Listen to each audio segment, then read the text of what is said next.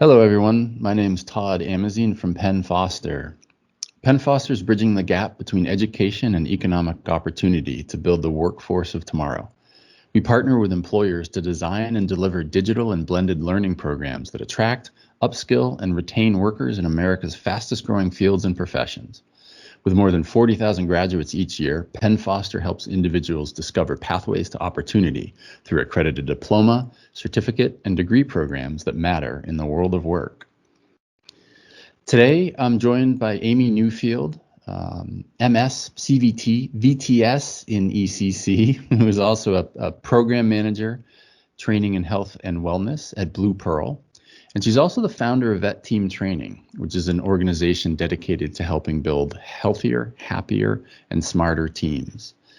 Amy also just happens to have released a book called Oops, I Became a Manager, Managing the Veterinary Hospital Team by Finding Unicorns, which happens to be available in paperback on Amazon. And I read it. I'll read it over the weekend. Absolutely loved it. It's an amazing practical guide to how to work with teams and build teams inside the veterinary hospital. It also gives some great advice and some really, really good anecdotes. So welcome, Amy.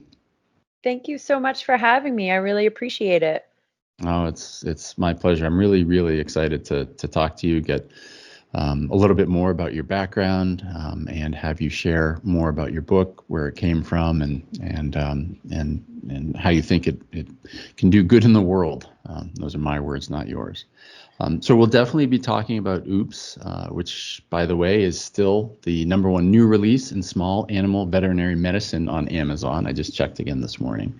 We'll talk about that in a little bit, but first, I wanted to see if we could dive a little bit into your background and your journey to get you to this point in time. So and most of this is in the book, but I'd love to hear a little bit about your childhood influences, what brought you into the industry, your education, all that kind of stuff. Yeah, absolutely. So I'm a cliche veterinary professional. I always knew I was going to work with animals. There wasn't anything that I was going to do differently. In fact, funny story, when I finally got into high school, they had us take a career aptitude test.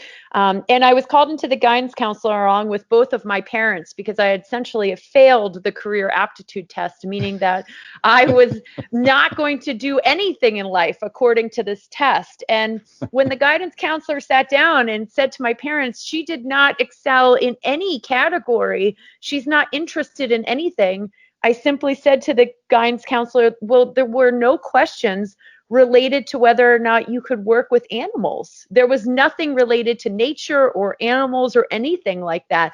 It was all electronics and math and other sciences, or even construction or building and design. And so for that reason, he said, oh, so you do have plans? And I said, yes, I am going to work with animals. And so that's always a very funny story. The only time my parents ever been called into a guidance counselor's appointment. So I think I didn't, I think I didn't know quite what I was going to do. But I ended up initially focusing on wildlife management at the University of Maine in Orono. And it just wasn't for me. It didn't sit well. I just really wanted something else that was hands-on, and I found veterinary technology shortly thereafter. And so I graduated in the 90s, so it makes me old, I guess, in this profession. But yes, once I found my field, I have gone all in on it, and there isn't anything I would want to do differently. So that's a little bit about how I found my way in this profession. Oh, that's great. It seems such a, like you said, a typical story. When as a child interested in working with animals, and then the path from there might not necessarily be so clear at how to do it, but I think the opportunities more and more as we go along start to open up. You talked about your first job in your book, and I was just curious if you can shed a little more light on that and share with anyone listening that experience. Yeah, absolutely. I was really fortunate. I joined a fantastic general practice right out of school. And the nice thing about it was a single veterinarian owner who also was the owner, and his parents were co-owners. So it was really small.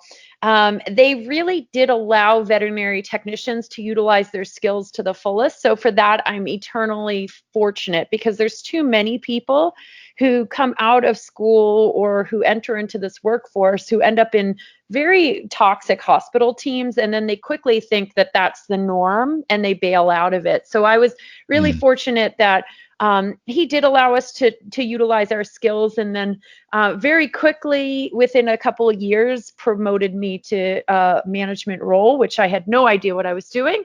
And that kind of became a catalyst. Who knew many years later, 20 something years later, would be the catalyst for the title of the book of Oops, I Became a Manager. But Right. yeah, I really did enjoy that experience, and it really laid the foundation for me as a veterinary technician.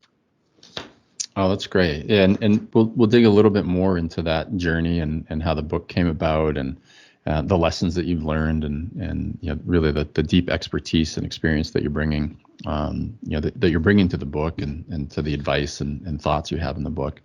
But one other story that you tell or topic that you talk about in the book that I'd really love to hear more about is your 9/11 deployment. That seemed like a formative experience for you. And I'm wondering if you wouldn't mind talking a little bit more about that here. Yeah, of course. So I'm part of the National Veterinary Response Team, and it is a federal government team, falls under the Health and Human Services, which now everybody knows about HHS because of, unfortunately, the 2020 pandemic. So my boss has been on TV an awful lot for that, but I am a part-time federal employee for this team, and our focus is specifically on veterinary medicine, not sheltering, and not rescue operation. And so, too often in a disaster, you have a lot of people who shelter and rescue, but then there's a lack of veterinary care for those individual animals. And that's where the federal team gets deployed and helps support those operations.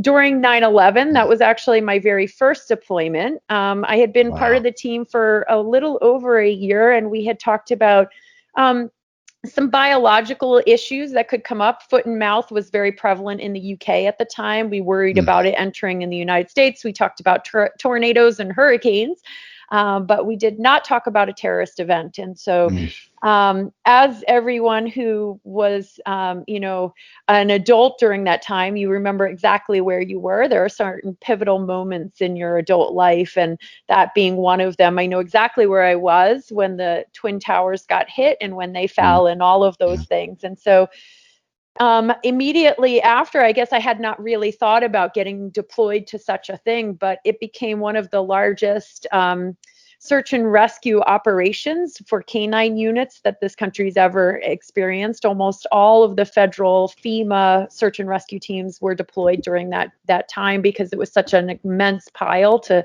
try to sift through. And so our Right. team, because we have security clearance, we do have a really high security clearance where, even for example, the RNC and the DNC and events like that, we have the clearance to work with Secret Service animals and things like that. Wow. So they very quickly called us in because the search and rescue teams needed veterinary support. And so it is one humbling experiences of my life. And for a young adult that I was at that time, I'm truly honored to have participated in that event because it reshaped, I think, my mindset and just my look on life. It really teaches you what is important in that moment. And so, yeah, I was deployed there for 2 weeks, and it is a game changer and a really your life's views in that moment. So.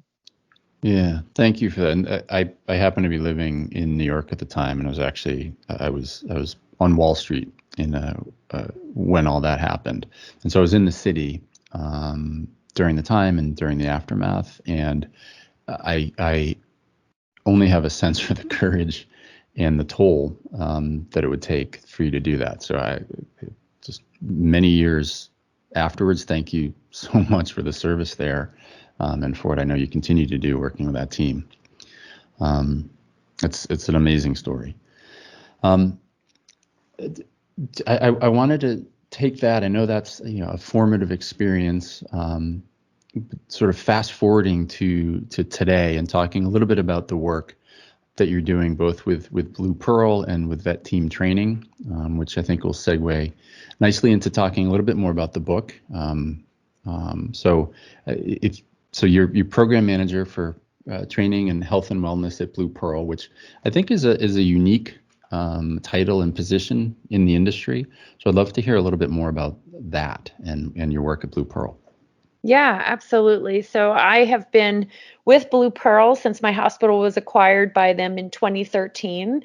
And around 2015, I took a slightly larger role with them that focused on just sort of training, career leveling, salary ranges, things of that. Just at the time, they owned about 60 hospitals. Now, BluePearl veterinary specialists actually own 90 hospitals and growing. The focus is on specialty medicine. So we only do specialty and emergency critical care, which obviously I have a niche in emergency medicine. My role has changed since 2015, and now I'm aligned with the health and well-being team. So on the BluePearl side, I still retain some of the training aspects of things. One is BluePearl is very proud to have sponsored the Penn Veterinary Technology program for the students, where we will pay up to 90% for their tuition, and I help to manage that program. So obviously, I love that aspect and love to be able to bring Penn Foster into BluePearl. So that's a great relationship that we have with you guys. And then the other part of that is that very uniquely, BluePearl has embraced health and well-being. And so they acquired a very large hospital in Pittsburgh some years ago, and there was a licensed social worker that was already on staff. And BluePearl said, "Why do you have a licensed social worker? What is this social worker doing for you?" And very quickly, now that individual, Lori Harbert, actually is my boss. She is the director of the health and well-being team for BluePearl. But it was up to BluePearl to embrace it, and I'm so proud that they did. We now have regional social workers within each one of our BluePearl regions. Some of our hospitals do have their own dedicated social work, and I think that a lot of times people think of social work as suicide prevention and compassion fatigue and burnout, but it's really much more than that. Social work is any aspect of being a social human being. So conflict resolution within teams, communication struggles that hospitals may have. The difficulty right now, for example, of our front office trying to interact and connect with clients who are largely outside of our veterinary hospital in their cars, because a lot of our hospitals are doing curbside. And how can we break down those communication barriers, because that is proving to be a struggle. So our social workers have been really integral in trying to help with coaching aspects as well. So it's been fantastic in trying to develop teams and create that health and well-being culture within all of our hospitals. Yeah, and I know you just referenced it, but again, I think it's unique in the industry that I've seen. I know the efforts are out there, but I really commend BluePearl, like you said, for embracing that initiative. And what a wonderful thing, if I can say that, in the time of COVID, as you said, to have that resource already in place. I suspect that you guys were well positioned, again, in this crisis, unprecedented crisis, but well positioned to at least have the framework to start working with folks and helping people. Yeah, and I will say this, sometimes things do happen for a reason. There were many plans in place, but the approval to do a regional social worker in every single one of our regions got approved in the end of last year, very beginning of this year. And so they were all hired basically in February and March, which is the start of COVID. Wow. So they are needed now more than ever. And so thankfully we had those systems already in the works, and they were already hired, and now they have been exceptionally busy. Well, like that's amazing and exceptionally busy, like all of your teams, which I think we'll get into in a second here. But yeah, actually, let's get into it now. Just can you talk a little bit about your perspective, if you would, on the veterinary health industry as a whole? Right? When you look at it from the Department of Labor perspective, vet health is one of the shining examples of actual growth during these unprecedented economic downturn times.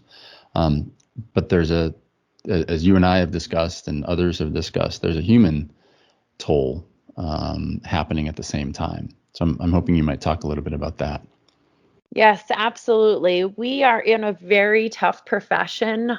We all of us have gone into this industry because we really resonate and connect with our veterinary patients, right? We want to help animals. That's why we've all gone into it, and we're hugely empathetic souls. And when we pour our heart and soul into a pet patient, and then unfortunately it doesn't go the way the case doesn't go the way we want it to, or the client is upset, or the client sees only the price tag, it really does destroy a lot of us. And it's really hard for us to emotionally kind of pick ourselves up.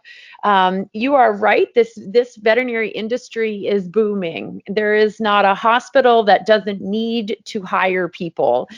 So for new graduates coming out of school, you get to pick whatever hospital you want to go and join, because every single veterinary hospital is in need of veterinary technicians and veterinarians and even people to work the front office.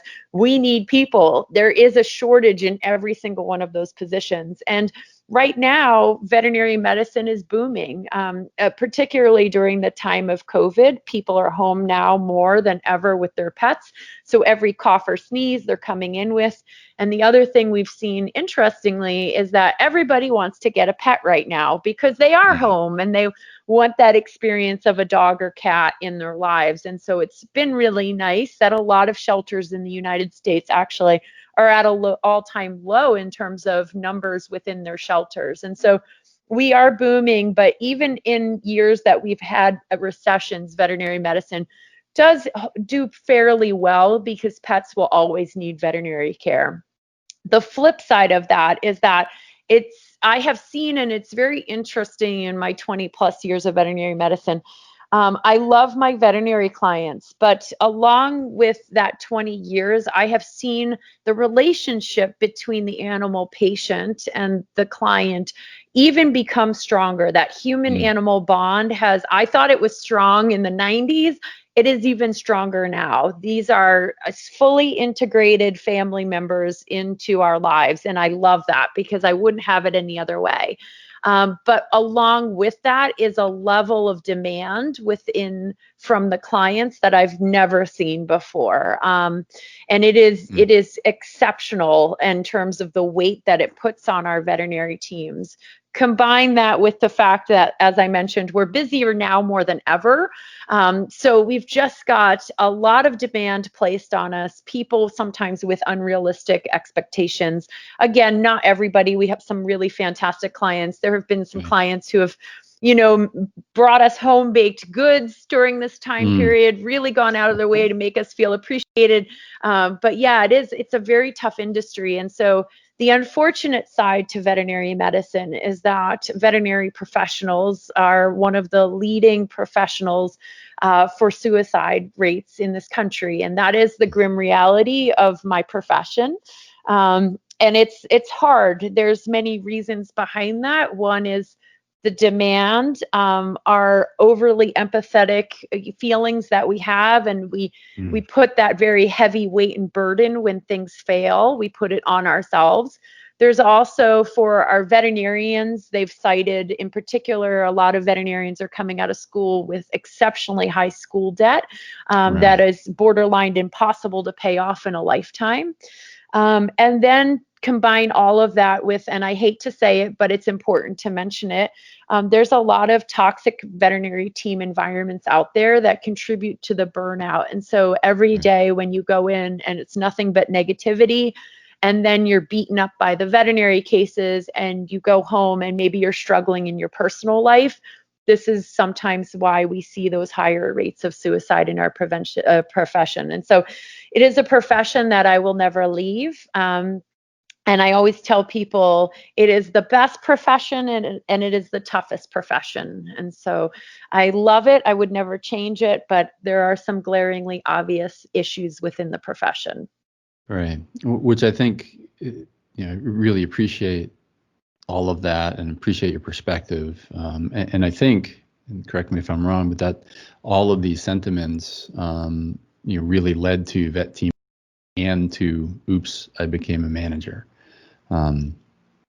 Absolutely. So I think it's sort of a great segue into, if you could talk a little bit about Vet Team Training and then and the book, just sort of the genesis of it. I think you just did, but tie those two together, and then talk a little bit about why you wrote the book. And again, I think we just learned a lot of that, but yeah. I'll turn it over to you.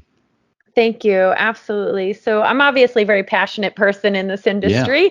Yeah. Sometimes that gets me a little bit in trouble, but I will hang my hat on veterinary medicine until I retire. So I've had the opportunity to wear many different hats and be part of many different hospitals in my career. And it has been small practice, general practice, large specialty hospitals, corporations, the federal government, as I mentioned before. So I've worn plenty of hats, and I have worked my way up from the floor to a supervisor and then management role. My very first management role was more or less the title of the book, Oops, I Became a Manager, where I just simply kept saying yes to yes, I'll do that. Oh, yes, I'll do that. Yes, I'll do that. And then they said, you know what, you're kind of doing everything. Would you like the title of a manager? And I said, yeah, I guess so, but really had no direction for it. Right. I obviously am very compassionate and empathetic towards veterinary teams. I still do work emergency floor shifts. That's one of the other great things about being in the role that I am. BluePearl allows me the opportunity to continue to practice medicine, which I'm thrilled with, because I would hate to be off of the floor. That's my weird, wonderful work family. I love hanging out with them and still engaging in cases with them. But frequently, I know the struggles that the hospital teams go through, because at the end of the day, even myself, I feel beat up at times, exhausted, and it is hard to do it day in and day out. And so I have been in hospitals that are terribly toxic, and I have been in hospitals that are fantastic. And I've really kind of, for me, wanted to put together a resource that really focused on what does make a truly fantastic team and separates it out from the rest of the toxic teams, and what are the things that we can actually do, tangible items that we can work towards to help create a culture of support and happiness, and, as I always like to say, unicorns. How can we create veterinary team unicorns? Because they're rare and they're wonderful, and we should have more of them in our hospital. And so I know that my struggles of moving into supervisor roles over the years, I tried really hard. I went to in-classroom learning opportunities. I did a lot of leadership courses online, and I did try to find ways to educate myself. But what I found was there wasn't a reference guide that really my struggle of moving from the floor, still working floor shifts, and still being a manager in a veterinary hospital. That was a struggle for me to find. There's a lot of books on how to manage veterinary practices and how to increase revenue and how to do those things and hire people on, but there isn't the, how do you manage this team? What does that look like? And so passionately, I think I finally decided to make the leap to write the book, because I had joked about it in many of my lectures. I used to say, if I'm ever going to write a book, it's going to be titled Oops, I Became a Manager. And finally, I just decided to do it, because I think hopefully it will click with people. There is a real struggle of, it addresses things like toxicity and gossip and negativity. And also, how do we support people in developing their careers and their skill levels? And especially things like, how do you make the front desk a true career? Because veterinary medicine treats the front desk largely not with kindness. And I'm going to just say that because I've seen it time and time again. Enthusiastic people who love animals come in and we give them no training or knowledge and we just go, good luck with that. I hope that I hope you do all right answering all of those medical questions up front. And they have to learn on their own. So ways that we can build out true career paths and ways that we can support our veterinary teams a little bit better. So that's a little bit why I decided to write the book. And so, yeah, it's been launched. I'm excited and nervous. Yeah, I'm sure. And as I mentioned, I did read it. I'm not in veterinary medicine. I obviously support the business side, but I found it to be an incredibly helpful and useful read. You do have a background in leadership. You have a master's in leadership. Is that right?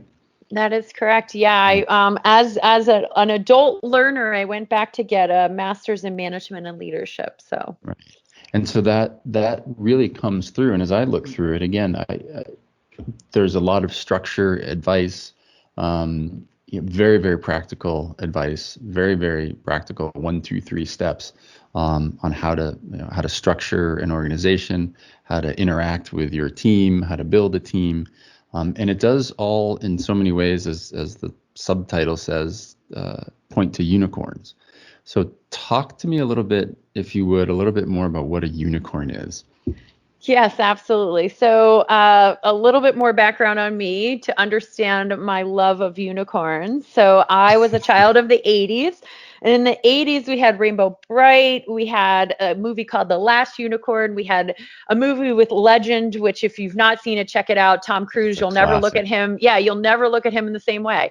So there was unicorn mania. And then I was this kid who just loved unicorns and just really connected with them. And then as I got older, unicorns weren't such a thing. But in the last particularly 5 years, it is back to unicorn mania. And so it could not be a happier time in my life because I just have a little squee moment every time I see a unicorn. But really, the word unicorn has morphed, and it's not just of my own doing. If you Google the word unicorn, it is used to reference something that is rare, but is wonderful, but usually difficult to find. And so it's that unique thing that we're all sort of searching for. And for everybody, in veterinary world, you have these unicorn employees, and those are the best employees that you have in your hospital, and you want everybody to be like them because they're like your magical unicorn that you have in your hospital. But the other thing I always describe is just having unicorn life moments. And so for example, a unicorn in our veterinary hospital could potentially be that person who just surprises a doctor by dropping a candy bar next to them when they're having a really stressed out moment. In that moment, that doctor is completely stressed out, and someone from the front office or a technician walks by and just chucks them a candy bar. That's a unicorn moment, right? You don't get those moments that often. But when you have those unicorn moments or those unicorn people in your life, it is those moments that shake you out of your funk or reshape your brain to go, oh, that is pretty special. And so for me, I love to describe unicorns in that way. And I think every veterinary hospital needs to find more unicorns or have more unicorn moments. Right. No, I think that's wonderful, really celebrating the strengths of the individual, recognizing, reinforcing, promoting, both literally and figuratively, I suppose, things that they do well. So I love it. I think it's a lesson we can all learn regardless of industry. Before we go, I had a couple of what I think are important questions to ask you. Really around when someone reads your book or someone engages with you, or talks to you, or is just wandering around in the world, what are some of the key takeaways? They read the book, they walk away, and the things that you would love to have reverberating in their head. What are those key takeaways? Yeah, that's great. So I think Some of the key takeaways is one, in order for our hospital teams to be successful, we have to structure them for success. And so one of the big things that I get a little bit on a soapbox about is how we don't have enough leaders in our veterinary hospitals. Veterinary technicians should be leading the technician team. Front office supervisors need to be leading the front office. We can't just have one practice manager to manage everybody. It tends to not work out very well. So that's, I think, once we focus on getting the structure right within our veterinary hospitals, then we can start to put in the supports for creating better and happier teams within our hospitals. And so for that, when I think about just the key things that hospital teams are looking for, they need to be treated with respect. They need to feel like they're trusted. They need to have the freedom to be able to do their job to the best of their ability. They want to feel valued, and they also want a career path. Nobody likes a they do the same thing in every single day. So how are we going to shape this individual? And maybe that individual will prove to be a very good supervisor, or maybe they're going to be great at, really being delegated to doing a certain task or focusing on a certain area of the hospital. Maybe they're a great trainer. Maybe they're great with, cheering other people on, and they can be the head of a cheer committee. Whatever it is, we need to develop that person's career out, because we sometimes lose individuals to that as well. And so we can do that through identifying what their passions are and then developing out those skill sets for that individual. And then lastly, just talking to them about what are the traits needed to be a really good team member, because that's key. Cultivating our hospitals with a team environment that is focused on reducing gossip, reducing negativity. I talk a lot about assuming good intention. That's a game changer in life itself. It'll just give you a lot more peace of mind if we can all focus on that, rather than being cynical about everybody in life, because I can say I've done that and it's not as much fun. So I think those are the big key takeaways, because in the end, this job is hard enough. If we can have a team that is a happy team that knows how to have fun, it's going to make the job a lot easier. That's great advice and great takeaways. I wanted to close with your take on a couple of things, and I'll admit to it being a little self-serving to Penn Foster, seeing as how we are BluePearl to as you talked about before, to provide this, particularly the vet tech training. But I wondered if we could finish on the role that getting your associate's degree in veterinary as a veterinary technician, or your bachelor's as a veterinary technologist, or your vet assistant certificate, and sort of looping that in with any specific advice that you might have with your experience, that you've talked about so eloquently here. Any advice to the paraprofessionals, the vet techs, the assistants, the front desk folks. Yes, absolutely. You're going to get me on a soapbox, Todd. That's what's going to happen. Trying. All right. So here's my soapbox, because I get asked this question all the time. Do I really need a degree or a certificate in order to practice as a veterinary assistant or veterinary technician or veterinary technologist? Yes is the answer. I'm not going to ever waver from that. And yes, obviously I am biased because I have a degree, and since graduating, I've gone on to pursue a master's, but I also see a huge value of it. Again, entering in this profession, at the time when I entered in, I think there were only 60 accredited veterinary technician schools in the entire country. There was slim pickings, people. Yeah. There was no online. The internet had just started. Okay, that dates me hugely. We were just barely understanding what email was, let alone there was no Facebook or Google or anything like that. Didn't happen.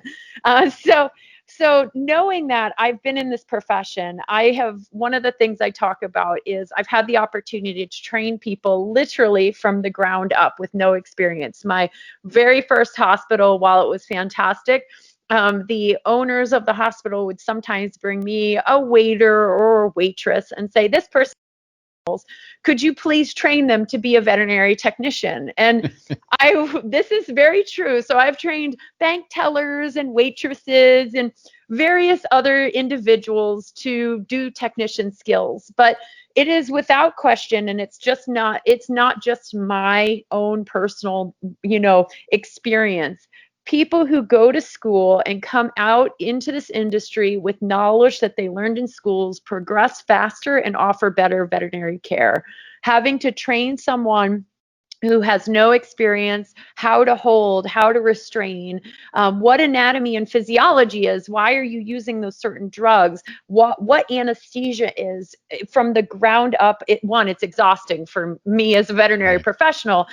So it is really exhausting, but two, it takes longer to do that because now essentially I have to be this sub for a college or a university. So get your degree. Obviously, I'm a little biased, but there's also studies that have shown that credentialed veterinary technicians, not on the job trained, but credentialed, actually increase revenue, veterinary revenue at a higher and faster rate than those that are on the job trained. I'm happy to provide those studies should anyone question me.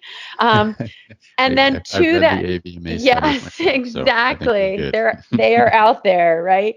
But to that also, for those of you who are graduating and who are looking to pursue and graduate, first of all, don't stop, get your degree. And then make sure that you get paid the salary that you deserve. For those of us who are bringing in more money and more revenue to veterinary hospitals, we should be paid and compensated a higher salary than those who are not college educated and have not gotten their credentialed. And this is where I get on that soapbox. And I have worked with many fantastic on-the-job trained veterinary assistants. They're fantastic, and they can go toe-to-toe with some of the best credentialed. But the problem is too many hospitals are paying on-the-job trained individuals the same as those who are credentialed. And for those hospitals, I will say shame on you because you are devaluing education. And so make sure when you graduate, they value the education in the hospital that you are going to join. Make sure that they appreciate the fact that you are educated because you will earn that hospital more money. You're going to increase that hospital's revenue, but absolutely go and get it. And if more people have a degree, the more value that is placed on it, and then our salaries all go up. See where I'm going with that? So that's why I get on that soapbox, because I want everyone, as they should, to make more money. That's an entire soapbox, Tom. Don't get me started on that road. But maybe that's the follow-up podcast. Yes, exactly. Why we should all be making more money. Yes, absolutely. I totally. That's another soapbox. But part of that is the education. So absolutely, absolutely. Well, Amy, I can't thank you enough. Yours is a really difficult profession. The vet techs, you didn't say it, but I will, are often undervalued, and the work that they do is incredibly important to the overall veterinary team. That's not to take anything away from the DVMs or the assistants or the front desk. It is a team, and I really appreciate everything that you've done to highlight that, to address it directly. I think it's absolutely spectacular. Thank you very much. And yes, it is a fantastic profession, and excited that we've got our Vet Tech Week coming up so that we can all celebrate our wonderful veterinary technicians and assistants in our industry, because they should be celebrated for a full week. Right. Yeah. Well, and this will go out during Tech Week. Thank you for raising that. This will go out during Vet Tech Week so that everyone in the profession can listen to your wise and occasionally controversial words, and hopefully we'll generate some great conversation and action following it. Awesome. Thank you so much for having me. I really appreciate it. Thanks, Amy. Appreciate your time.